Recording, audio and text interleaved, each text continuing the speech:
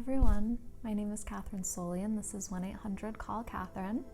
And as always, we're gonna start right off with some calls, and I'm gonna be taking the calls today on this gorgeous new phone that I found this week. And one of the great things about this phone, besides its immense beauty, is that it comes with subtitles.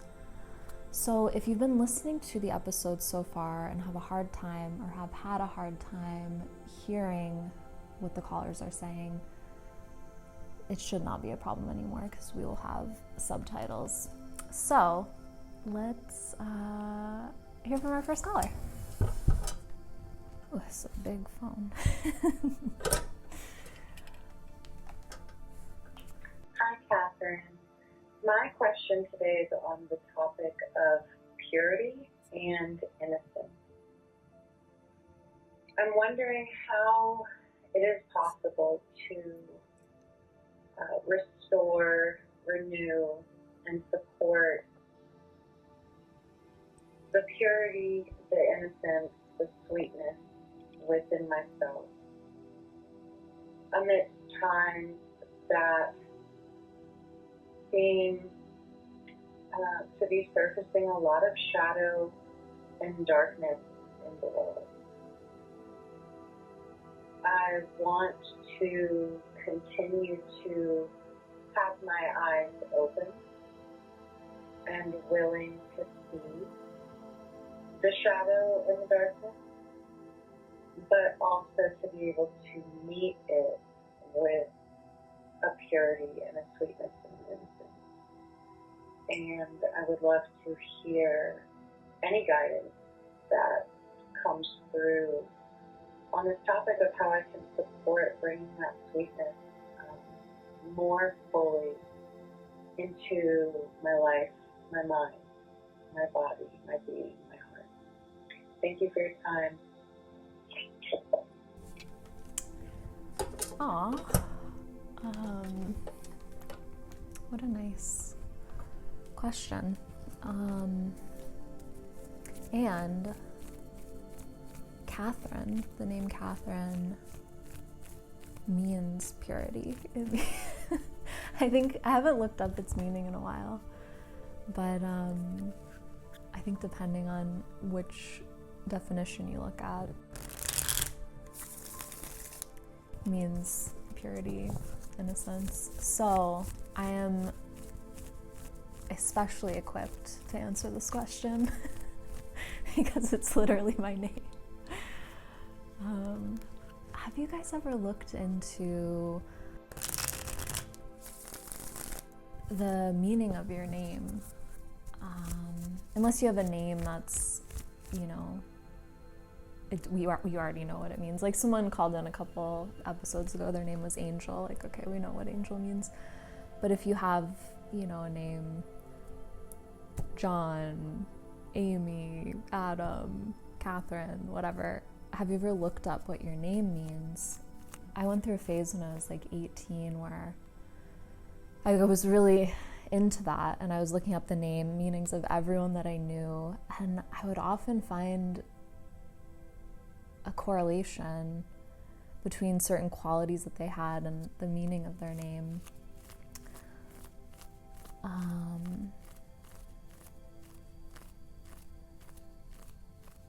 Maybe I'm looking for it, but yeah, do you guys like your names? I've always have liked my name, but I know some people, sometimes, I don't know what it is. It's either maybe sometimes the parents just weren't attuned when they were naming their kids, or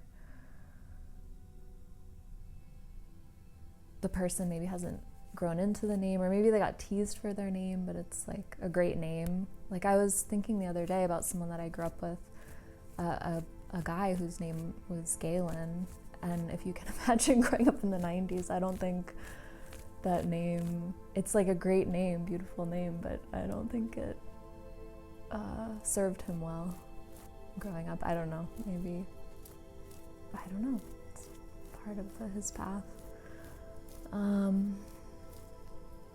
Anyway, let's see what we have for you today, caller.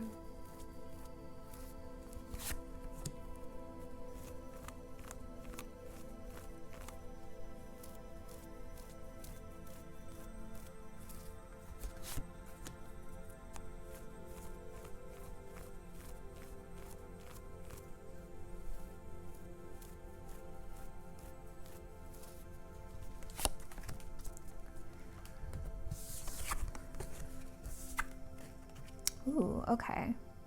Well, here's something interesting. So in tarot, you can look at the deck with reversals or not. I choose not to look at the deck with reversals because, meaning the card is upside down. And the reason that I do that is because I feel like there's enough information in the card, and I feel like I can intuitively know, is this a reverse kind of energy? Meaning, is it more, in tarot, the cards they're like integrated, like brilliant side, and then they have their neurotic, shadowy side, just like with people, just like with all the different astrological signs. Like if you're someone who's like, all Scorpios are evil, then you've not met a really great Scorpio, because they exist. They have like beautiful depth and presence and groundedness and loyalty. You know, I'm just singling them out because I think they get the worst rap. Or maybe Geminis. You haven't maybe met a good Gemini.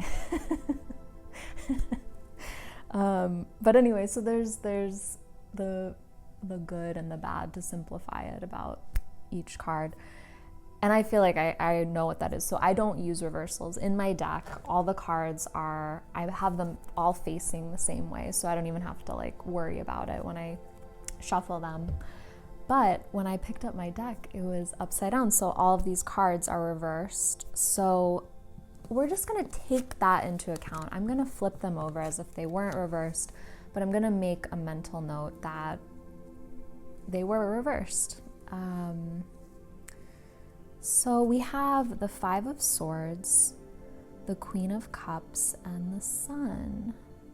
Interesting.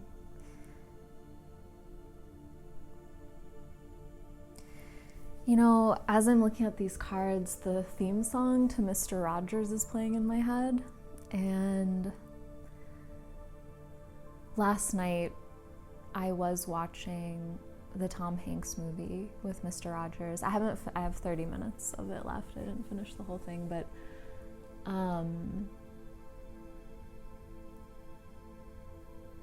he seems like a pretty good example of this question that you're talking about, where he had such purity in a way.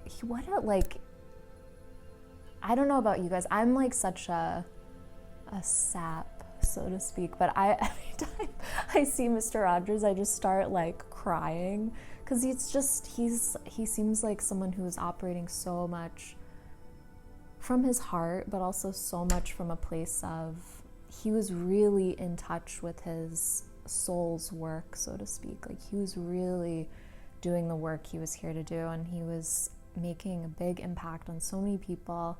And just see it starting. It's starting to they're starting to tear up. But yeah, he had such a pureness to him, but was also able to navigate difficult material in a way that was just like very loving. And see, it's interesting because in your question, you're interchanging the words purity and innocence and sweetness, and I understand why that would be. And like I said, even with my name, the name Kathryn, depending on how you look it up, it can be purity, sweetness. I've seen it also written as virginal, but I think those are all like different types of things.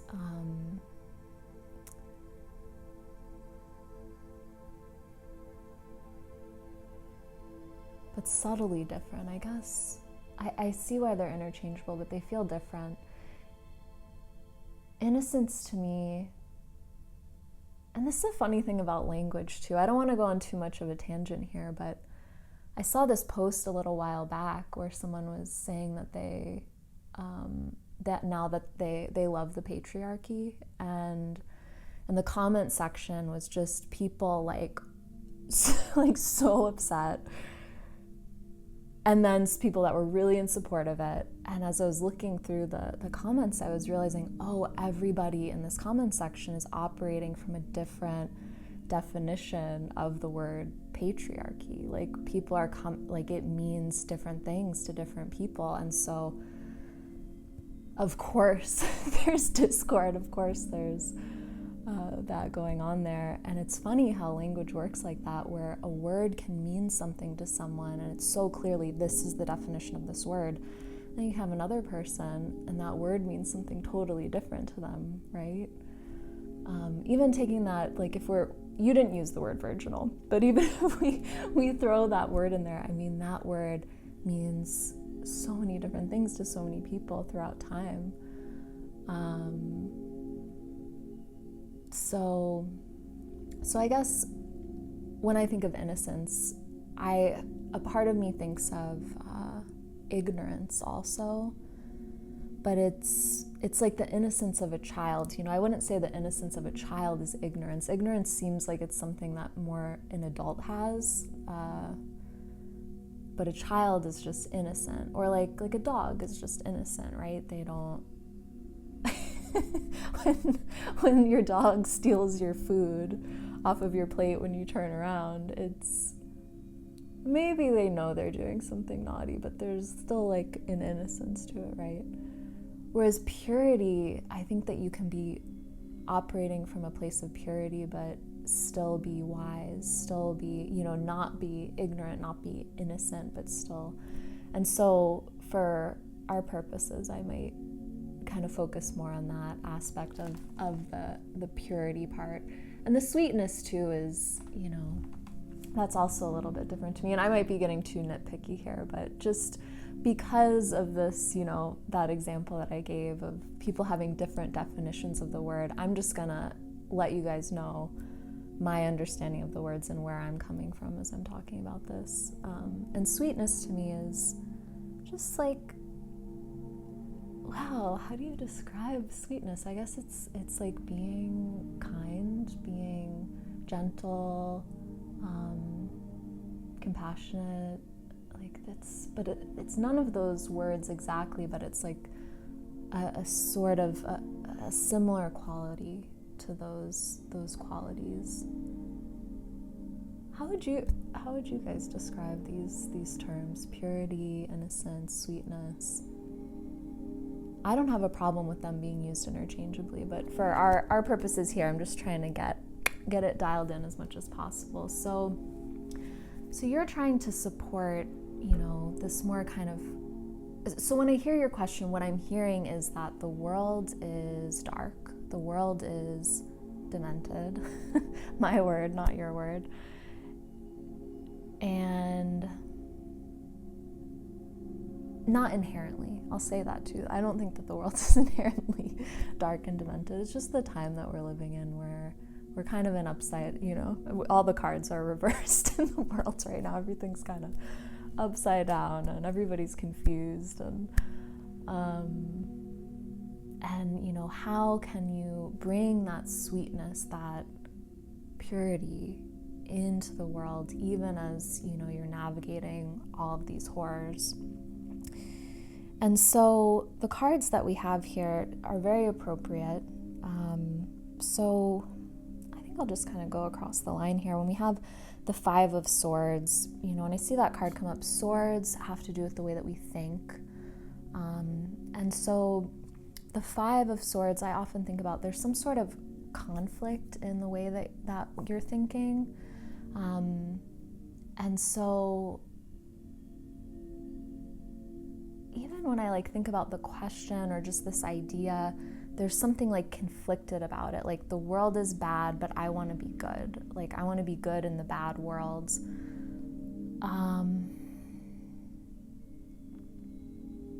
But when I think about Mr. Rogers, for example, my guess is that he wasn't operating from that sort of dualistic perspective. I actually have never read a biography of him or anything. I don't know much about how he viewed things personally, but just from what I pick up on from watching him,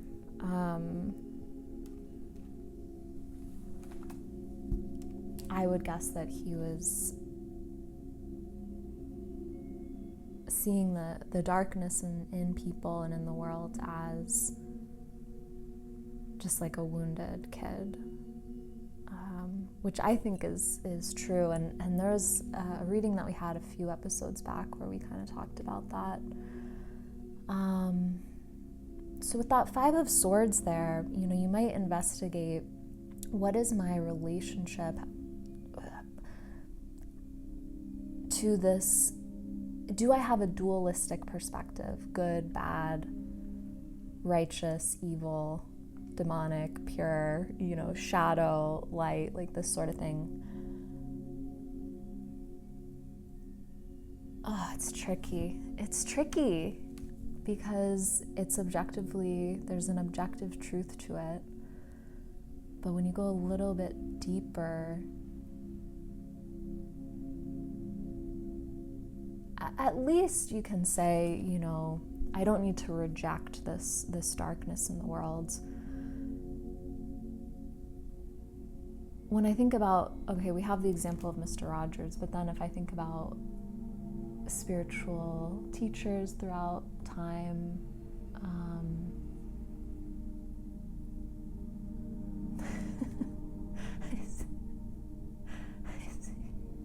sorry, out my window I have this neighbor who has a riding mower, and some days he just like goes up and down the street on it, and I don't know, I think he's just having like riding his toy up and down the street. See him out my window now.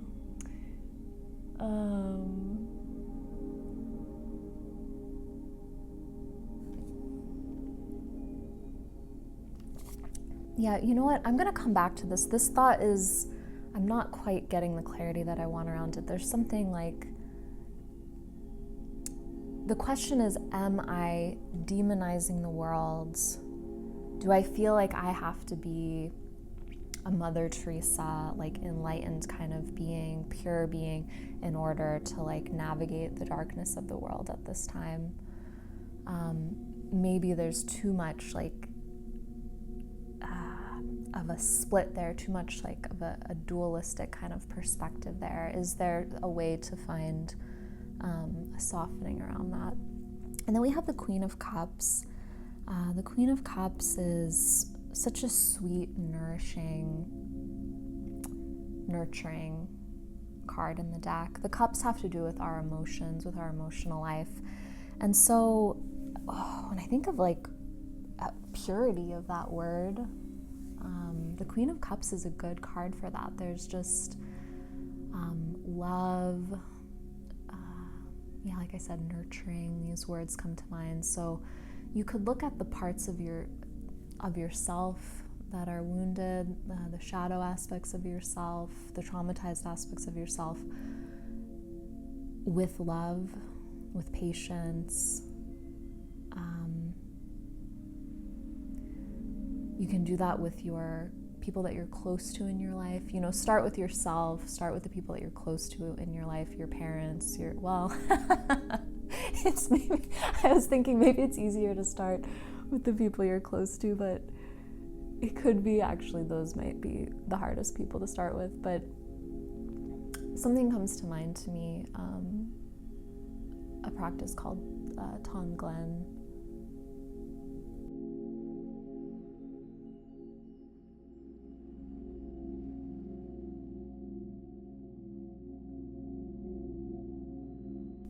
It's where you breathe in the suffering of someone and you breathe out love. This sort of practice, and I'll put in the write-up below, I'll put a link to this sort of an outline to this practice. So if you want to do this at home,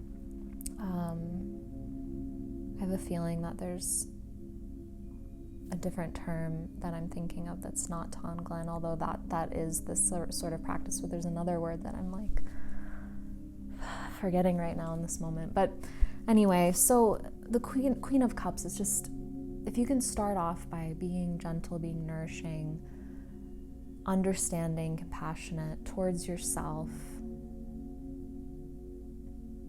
For some people, it's going to be easier to start there. For other people, it might be easier to start out in the world.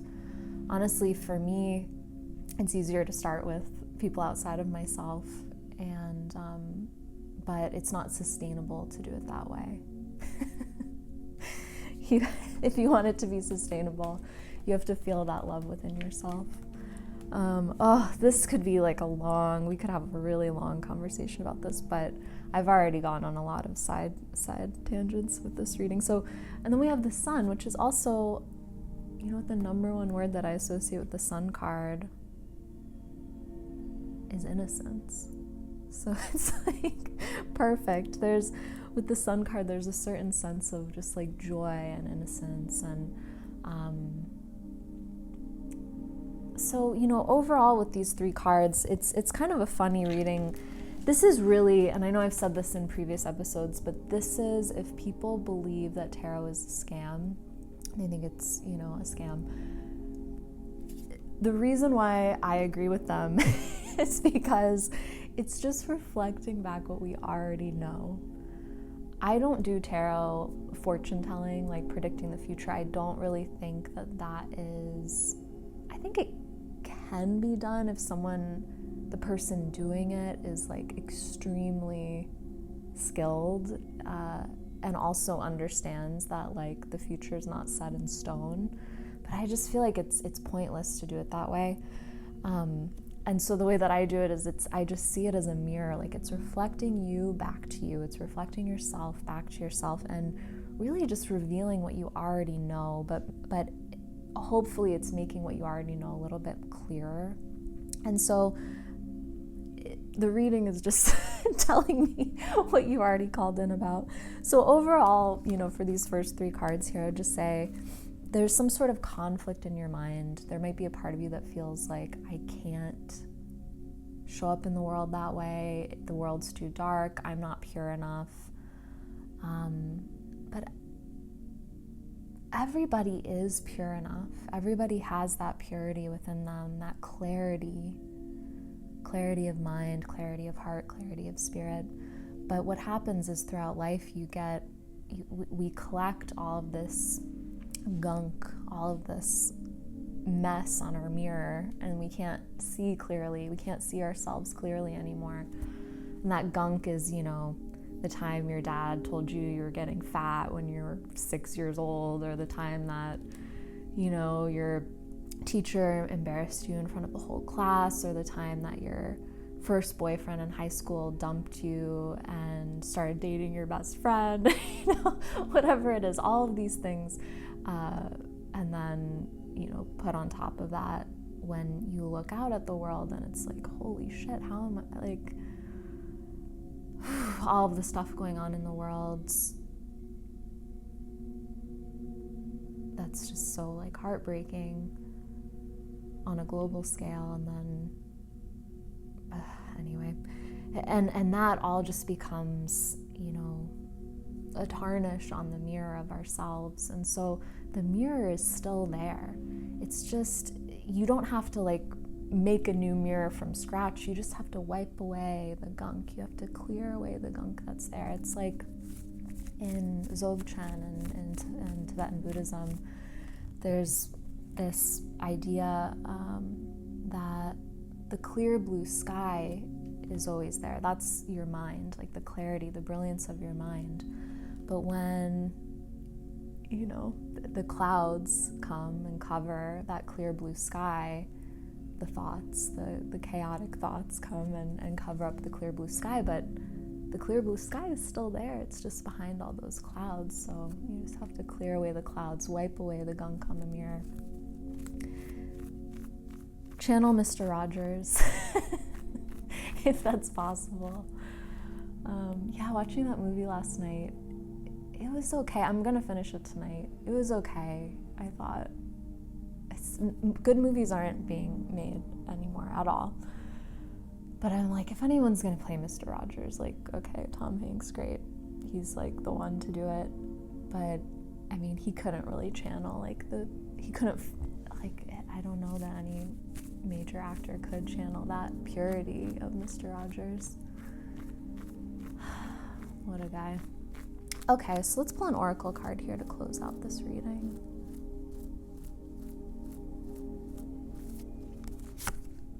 See, this one's upside down too. They're all upside down. Okay, perfect. Everydayness. So you'll hear me say this about basically every card in this deck, but this is one of my favorite cards in the deck. I love the everydayness card. And when I see this card in relationship to the rest of the reading, it feels like this reminder to just see the beauty, see the purity in everyday life. It's kind of an advanced practice to do it, but if you can,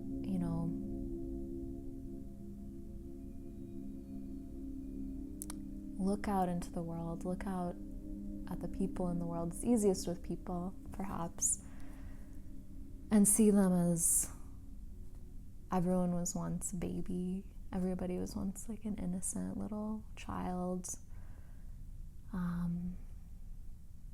who just wanted their mother's love, who just wanted to be loved by the world, wants to be happy. And they still are that, everyone inside is that innocent little being that still wants love and wants to be accepted. Even people that push it away, even people that act like assholes, act crazy, who seem to do everything to push away love that they can. Like underneath all that, they still just are like, I want mom and dad to love me. I want, the world to, I want to be happy in the world.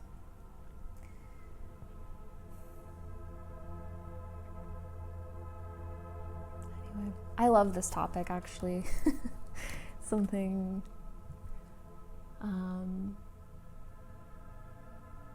that idea of like the namesake that I was speaking about at the beginning, I do feel this sort of,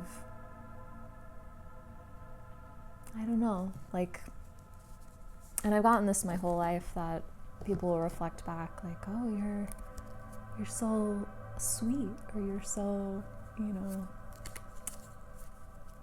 whatever, safe talking about these difficult things. And I think I came in that way. I think I'm like supposed to be that, where we can talk about death and talk about trauma and all that stuff, and it just seems like all just okay. I don't know, it's how I am. Yeah, I know that the comments aren't like that popping here on YouTube, but I get really excited every time someone leaves a comment, especially if it's, but I'm just curious, like, what's your name, or what's your name meaning? Like, do you connect to the meaning of your name? If you want to stay anonymous, you don't have to share your name, but do you feel connected to the meaning of your name? Have you ever looked it up? Yeah. Okay, so let's hear from our next caller. Oh, before I do that, let me just say to the last caller, I loved this question, by the way.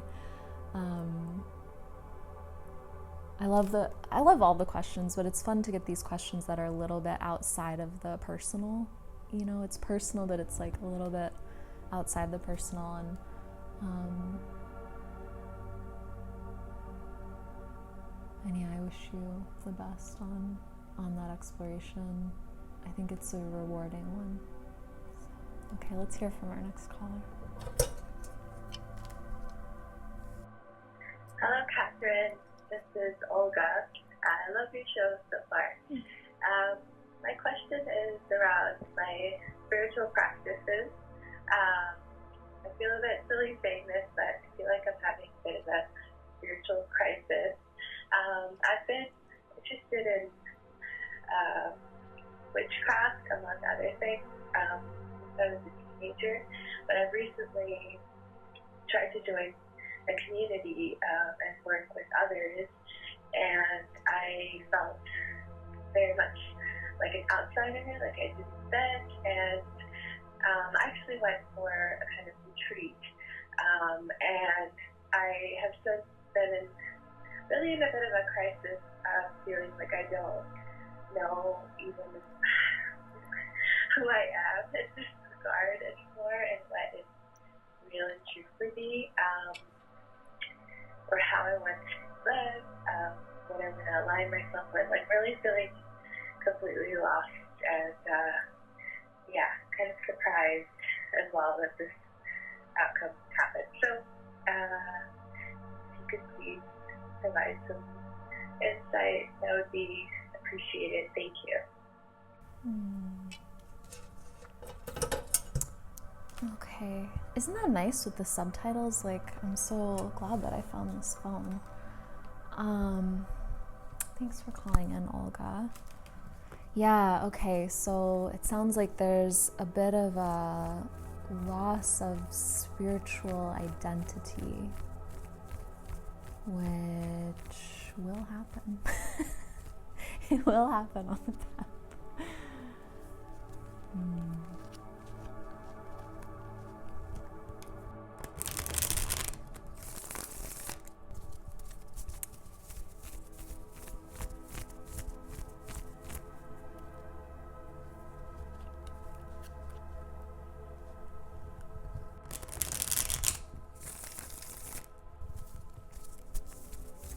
My question as I'm listening, or just something that my mind is starting to chew on, that feeling of being left out or not belonging in the group. It could be because the group is cliquey, the group is maybe it's not offering what you thought it would.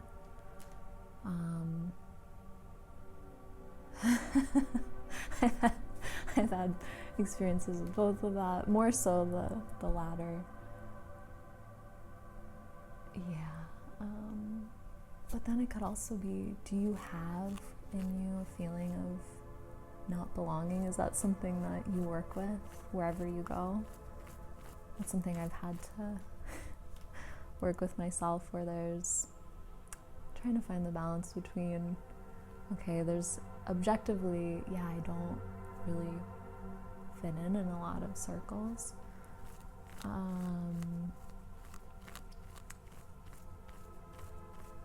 But there's a wound around that too. So like I have to often, if there's a sadness around it, then it's like, oh, that's the wound.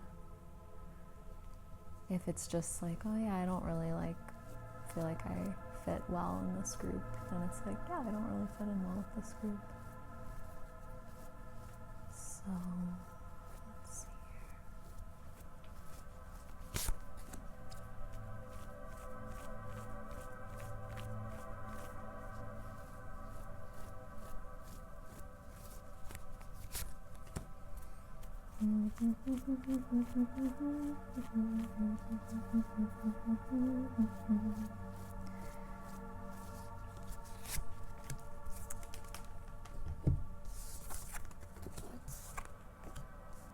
Okay, so we have the Six of Swords, the Hierophant, and the Queen of Swords. So before I even say too much about the reading, I'm going to do a little sidebar here, which to folks listening, call into the show. I need calls to continue filming episodes. I have enough calls to film at this point, like 2 or 3 more episodes, but the number of calls coming in every week is lowering since my first episode, so I need people calling in. So if you've been on the fence about calling in, I would be grateful if people keep calling in. If you've called in before and I haven't answered your call, know that it might have been too long. Even though the voicemail cuts off at 3 minutes, a lot of the calls, if they're over 2 minutes, it might be a little bit too long. So you could try to call back again.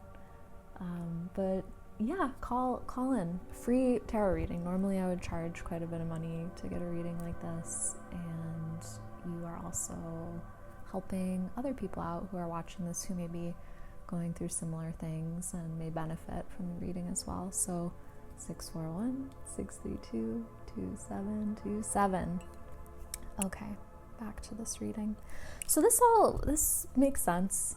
It makes sense as usual.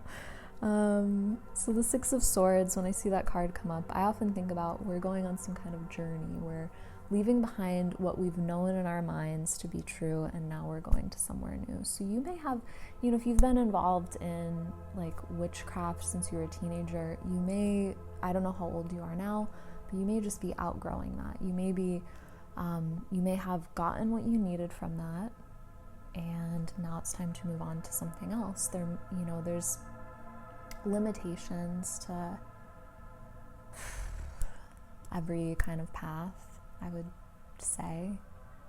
It's hard to say that because I think if you really fully dedicate yourself to a path and you find you might start out on the surface level of it, but then if you keep following it and you get to the more mystical, the deeper teachings, and you find the teachers that are engaging in it in a very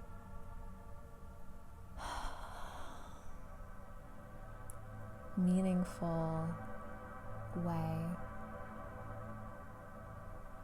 then in theory, any path should be able to lead you to enlightenment, so to speak. Any path. I really mean that.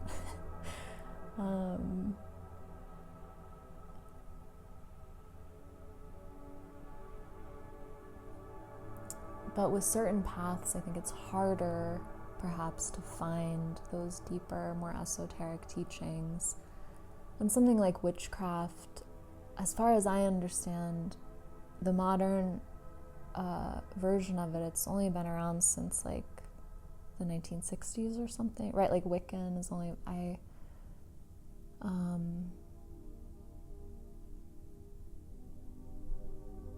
and so even though it's based on older traditions, there's not a super strong community or lineage to pull from for the deeper aspects of it. I'm not saying that there's not deeper aspects in that tradition, but you may either need to be looking for those now, or at least opening to them. The way that seems to work is, I don't know if this is true for everybody. Sometimes I wonder, I don't know if you guys have ever looked into human design. I'm a projector in human design, and they say to wait for the invitation for my type, and that has been true my whole life. If you don't know what I'm talking about, don't worry about it. But so I've always just, things sort of show up. Things sort of just I maybe for a long time be I'm looking for, someone to explain this to me, and then I can't find it, and then it just sort of appears. Anyway, but I think if you're seeking something deeper, eventually it'll show up. Or you may want to look into other modalities, other traditions, and see if there's something that they have to offer that this path that you've been on doesn't have to offer. And then we have the Hierophant and the Queen of Swords. And so in the way that the cards have laid themselves out, these two characters are looking at each other. And so when I see something like that happen, I'm automatically thinking, okay, there's a relationship between these two energies. The Hierophant, by the way, if anyone's looking at this and you're oh, does this mean I should become a Catholic? Not necessarily, no. Because in this deck it's called the Pope, and it has this imagery, and it's just because this was the culture that it came out at the time, the highest kind of spiritual leader was the Pope, and so that's where this imagery comes from. But if we think about how that's applied to current day, it doesn't necessarily have, I'm just saying, I don't look at the cards literally at all. And so unless you're looking at this and you're yes, I'm going to convert to Catholicism, oh, I feel it in my being, then that's not what this card means. And Catholicism, by the way, people don't want to hear this, but that is also a path that I think if you follow it and you find the esoteric, like the deepest teachings, if you're devoted to it, I think you can go very, very far. You can go all the way with that. It can be interesting to read some of the writings of saints from the past.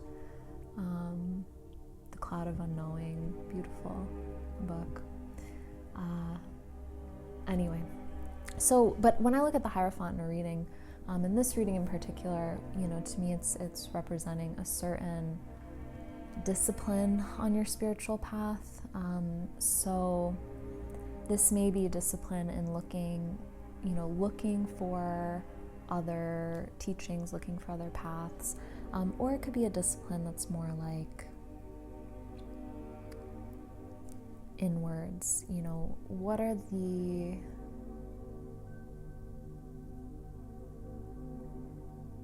practices do you feel like disciplined in your daily practice? And it's funny, that's another thing people nowadays don't like. That is that word triggering you guys? Discipline, having a disciplined practice.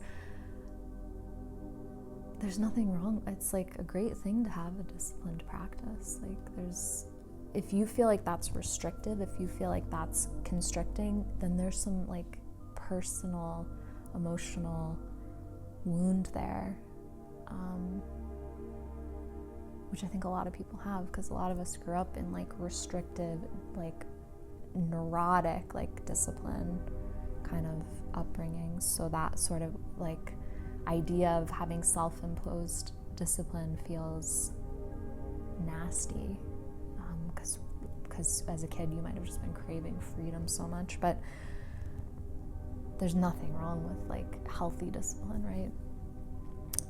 And then the Queen of Swords. And when I think of the Queen of Swords in this reading, there's like a very similar kind of energy to the Hierophant. There's like a discipline in the mind more so, of having clarity of mind. So I don't know if in your path there's any sort of mindfulness practice where you're bringing clarity into the mind, but that could be helpful at this time.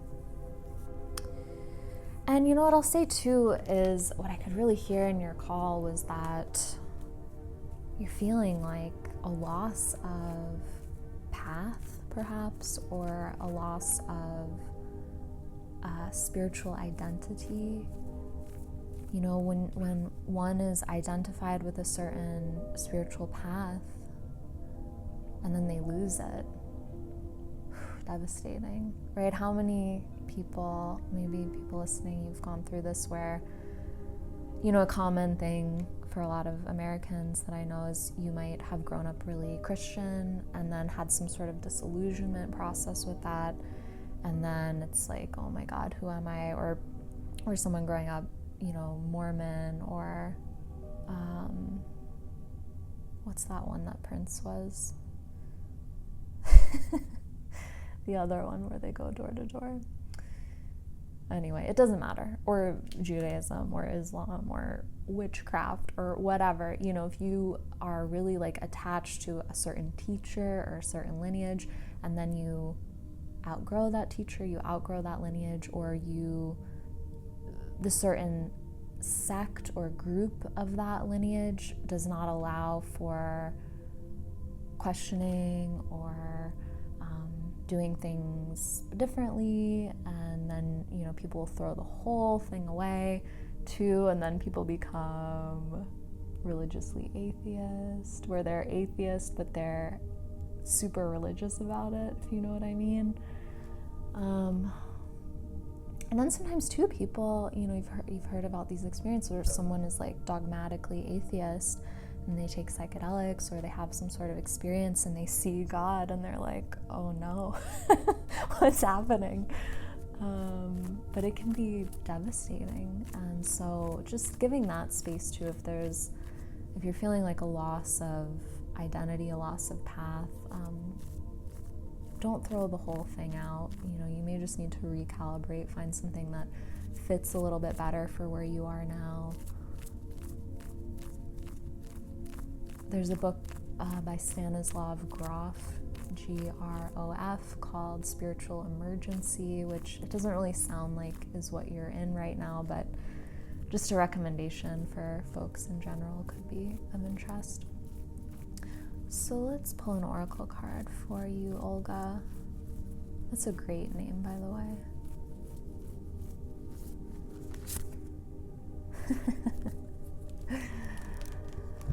Okay, we have Du Ex Machina. So, which I'm pretty sure just means literally the ghost in the machine.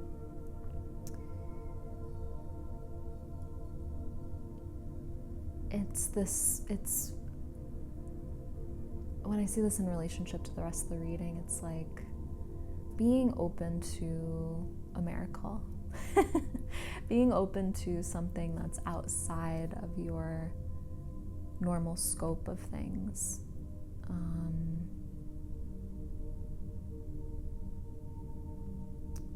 I don't even want to say too much more than that. I think I'm going to leave it there. It's just basically staying open to whatever, basically staying open to possibilities that are just perhaps beyond your comprehension at this time.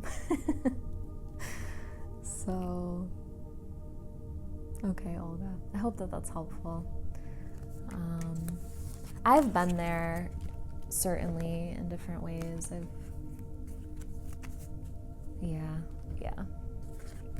Had loss of path at different times, or still now even struggle trying to find certain teachings that I'm looking for that are not easy to find. I don't even know if they exist.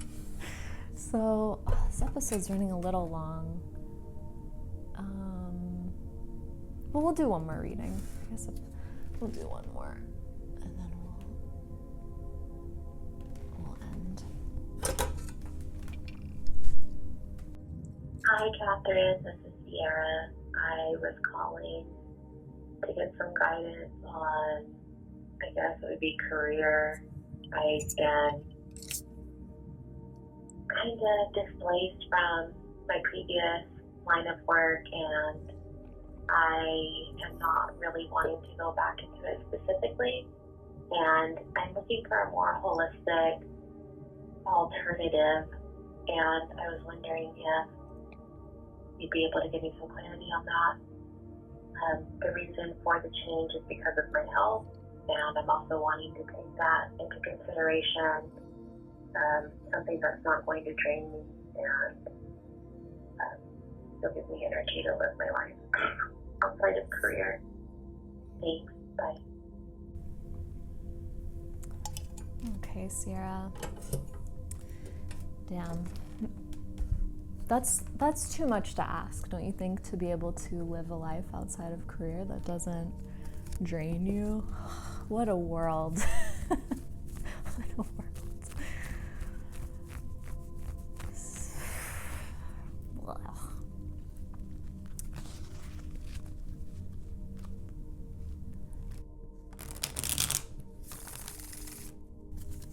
Yeah, what are we gonna do about that one? Doesn't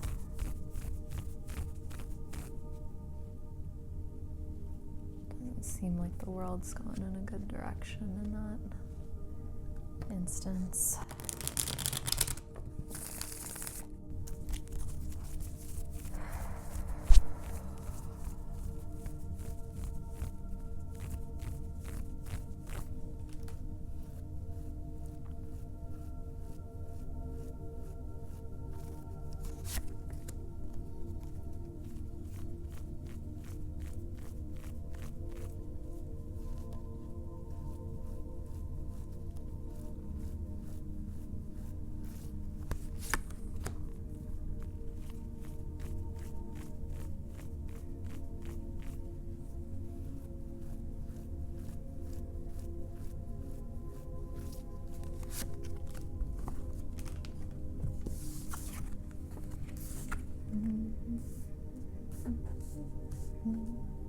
Okay, 7 of Swords, 6 of Pentacles, and the Emperor.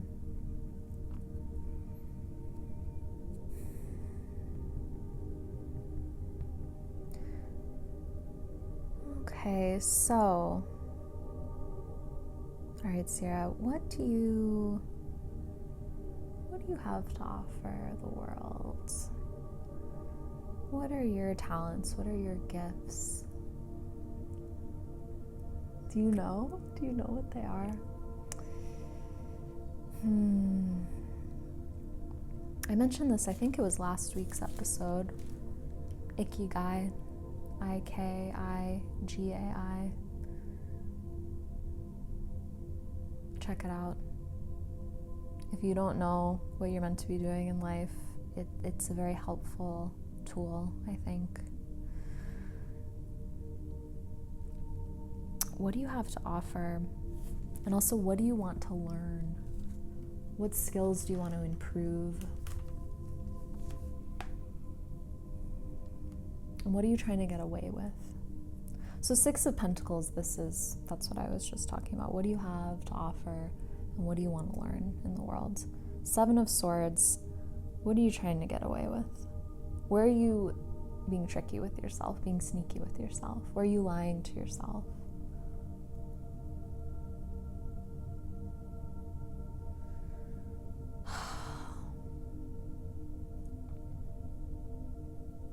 This is an area sometimes where I struggle to give advice because in my heart, I believe that if you follow your talents, not even that, if you can connect with your path in life, like what you came here to do, like what the map of you is here to be doing, then in my heart, I really believe that you'll always be taken care of. So you might not be a millionaire, you might not be super wealthy, but it seems to me, in my experience and people that I know, that when they're aligned with their path,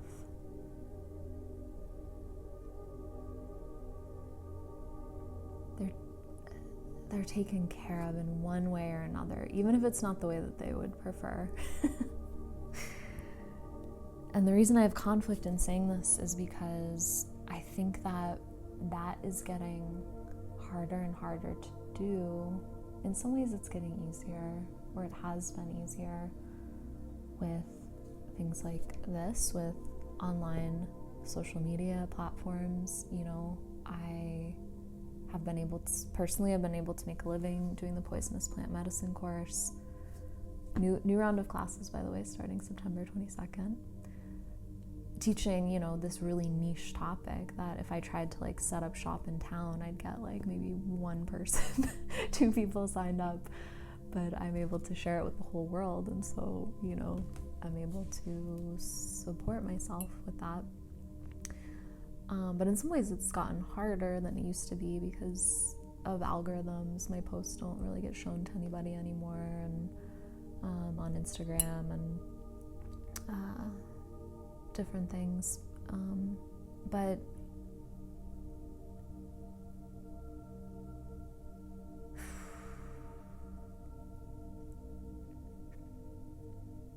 I don't know. It's just,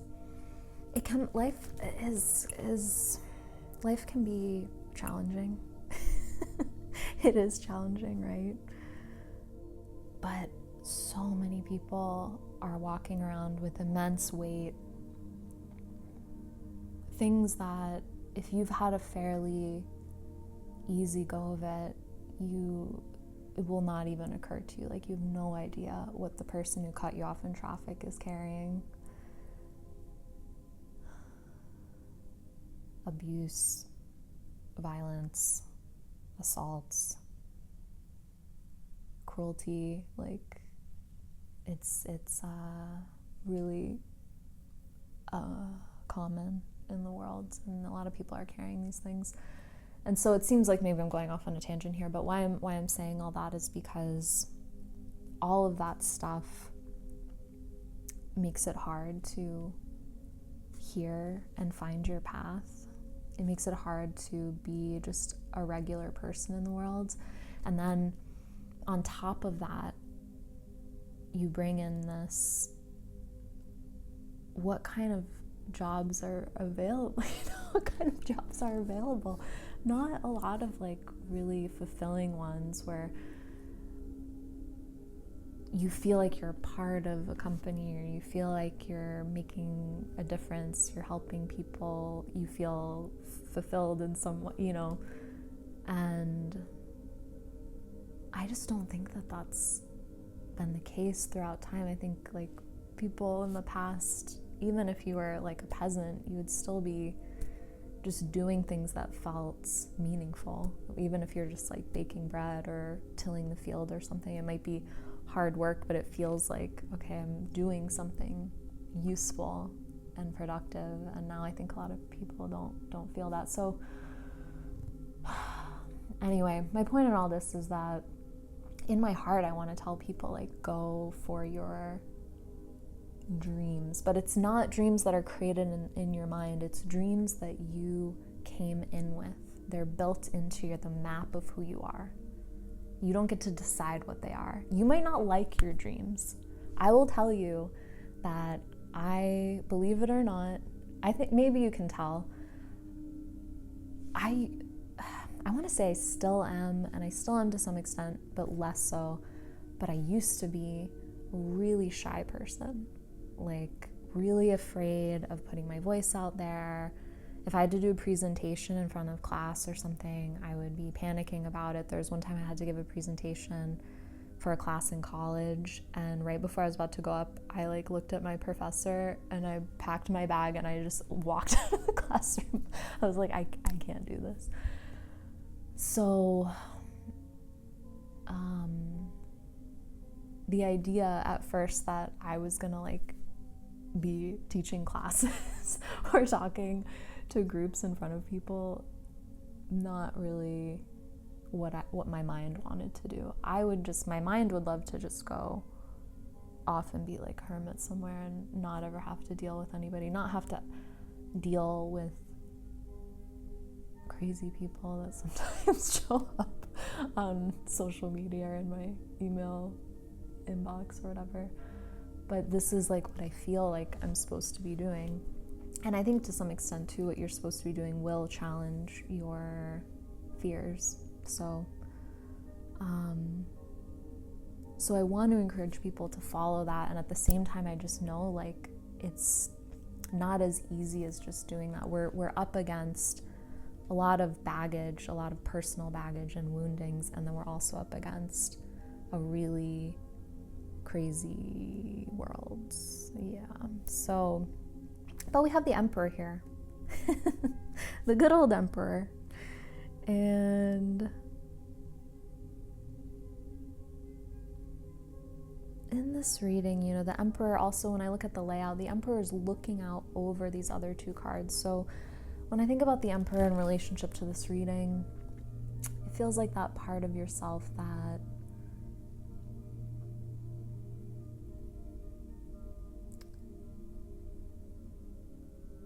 knows what needs to get done, is ready to roll up your sleeves in order to do what needs to get done.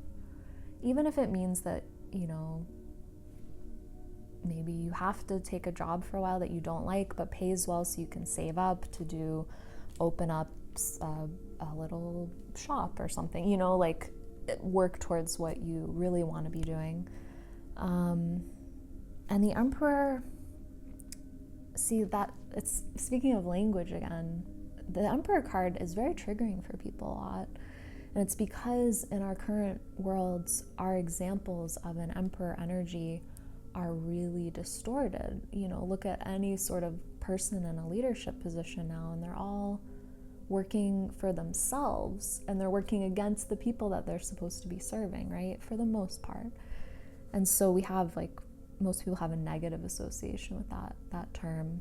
But, when I think of the Emperor, when he's balanced, then I think about someone that is in service to his kingdom.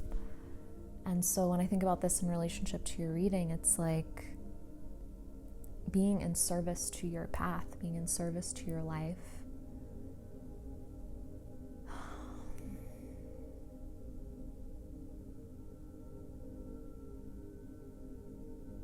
without really worrying about how is this gonna turn out.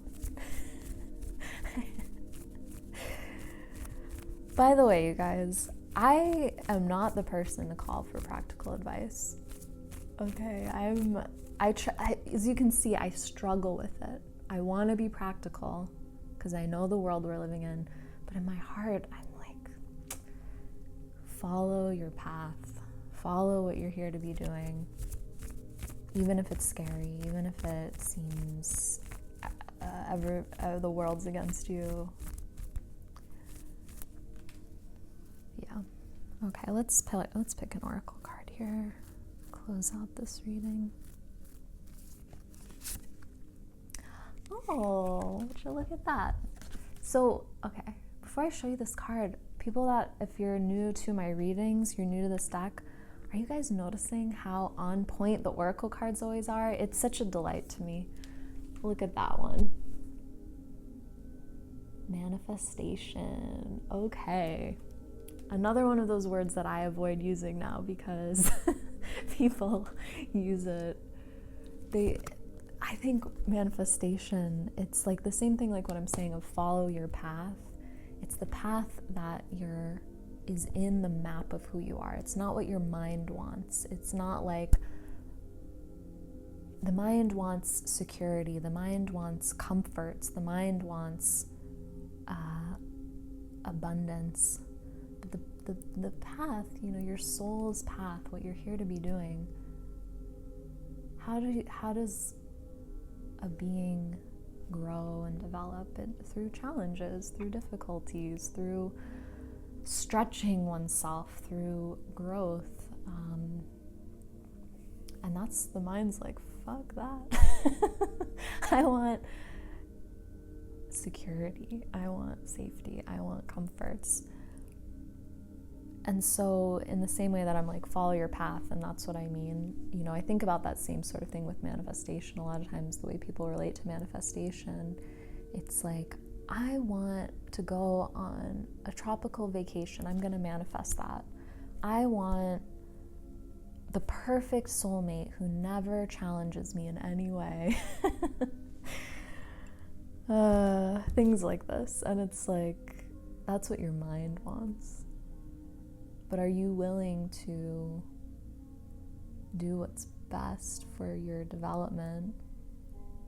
Are you willing to follow the path of your map, the map that you came in with?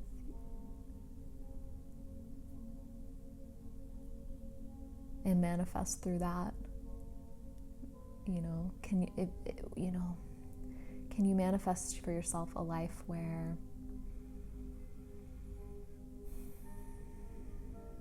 you're doing what you love, you feel fulfilled, but it's challenging? Is that the kind, you know what I mean?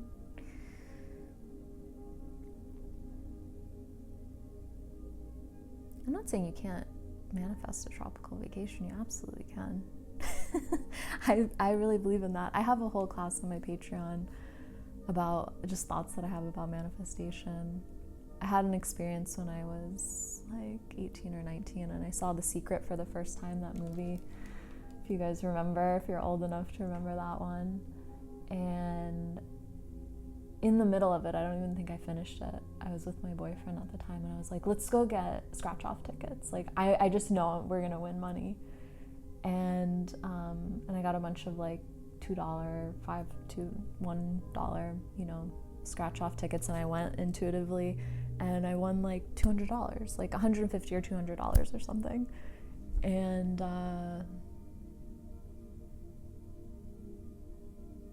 it's I'm like laughing at myself with that example.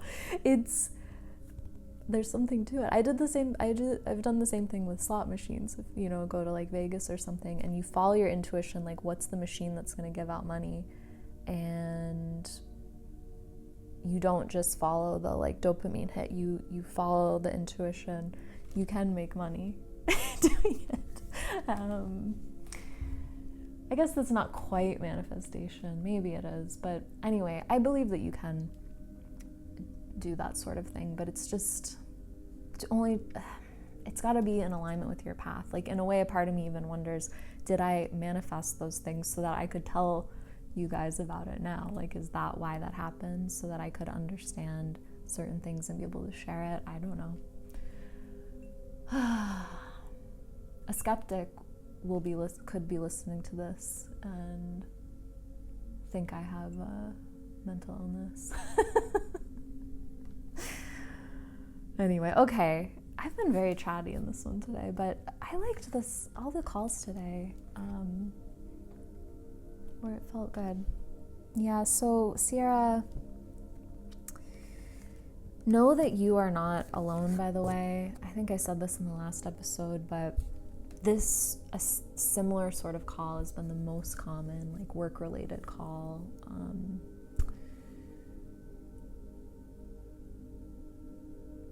What do I do? My work is draining me, that sort of thing. I think it's an incredibly reasonable thing to want to work a job that does not drain you. So at the least, I have a tendency to focus on, like, big picture kind of stuff. So, but I will say too, is at the least, if your job is killing you, you can find another job in your field. Like, you could have basically the same position maybe, but maybe the management is different, maybe the hours are different, maybe the work culture is different, whatever, where it doesn't feel so icky, And it might take a while to find it, I don't know.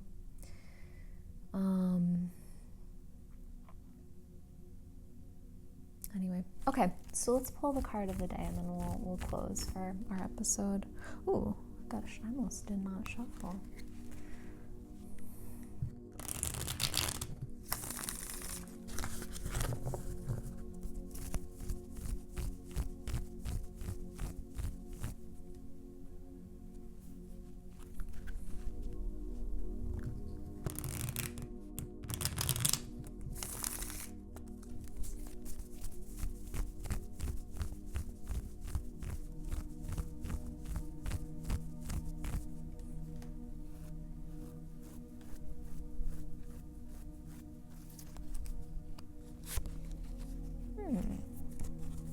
Okay. So we have the Lovers.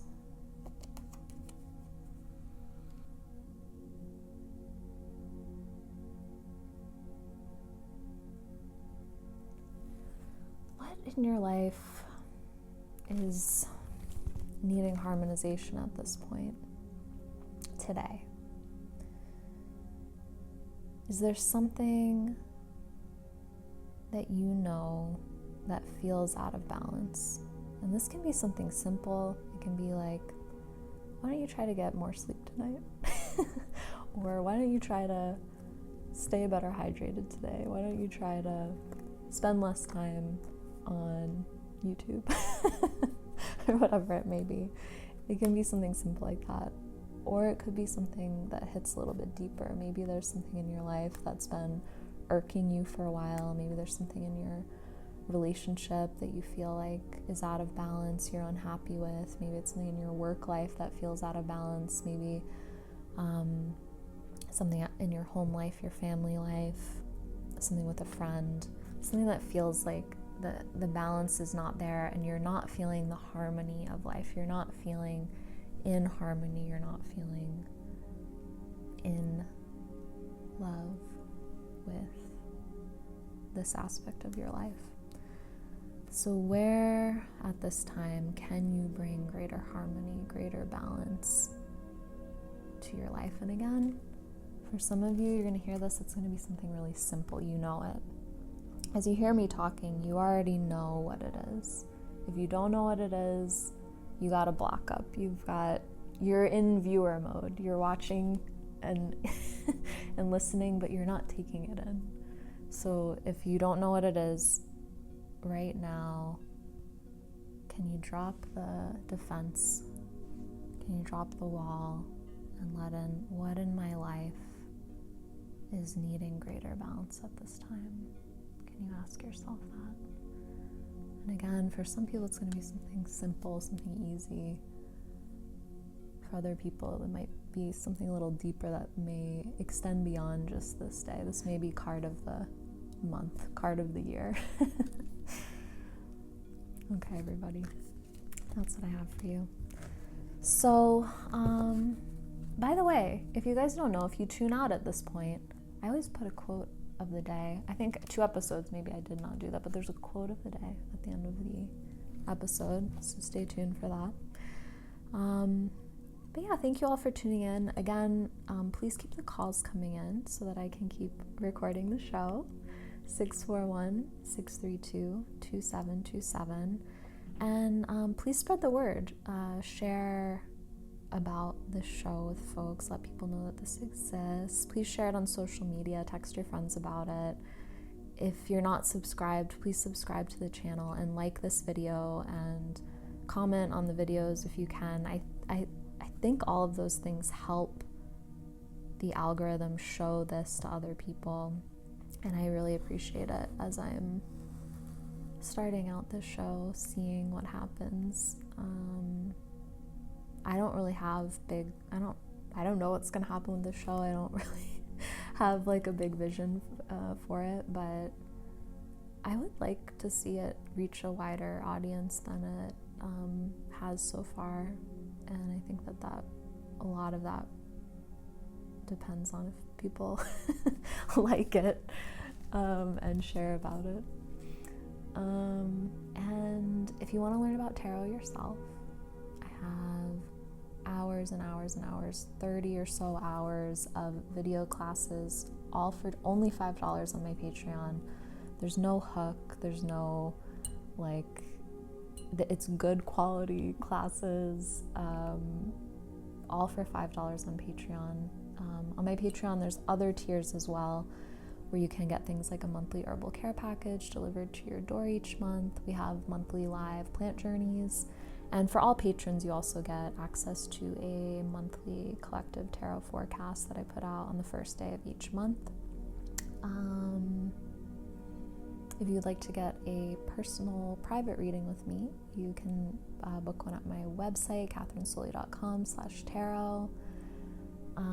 And then I also, my biggest offering is the Poisonous Plant Medicine course, and that is starting September 22nd. So it's a very cool class. We talk about different types of poisonous plants. We talk about their medicinal uses, their historical uses. We talk about mythology. We talk about trauma. We talk about our own psyches. We do journeys with plants each month, plant spirit journeys, so there's no physical ingestion of the plants. It's awesome. It's a great class. I think this is maybe the 16th time that I've taught it, and I feel like each time I teach it I get a little bit better at it. And level 1 starts in September. I have a level 2 starting in February, I believe. And then I don't have dates yet I also have levels 3 and 4. I don't have new dates for those yet because I just wrapped up those levels over the summer. But yeah, check that out on my website, kathrynsoley.com. And is that it? Is that I think that's all I'm supposed to say. So thanks all for being here. Oh, follow me on social media. I guess I should say that too. I started a TikTok for 1-800-CALL-KATHRYN, which TikTok I've never had. I don't like the energy when I open that app. I get why people think it's like rotting people's brains. It has a bad vibe. But I made one for the show. So if you are on TikTok, I think I have like 6 followers on there. So give me a follow over there. I have an Instagram page for 1-800-CALL-KATHRYN, and then I have an Instagram page that I post all sorts of stuff on Persephone's Path, and I'll put all those links below. And yeah, if you have any questions or any suggestions for the show, you can always leave them in the comments. And thank you for watching. Thanks for being here. Keep calling, and I will see you next time. Bye.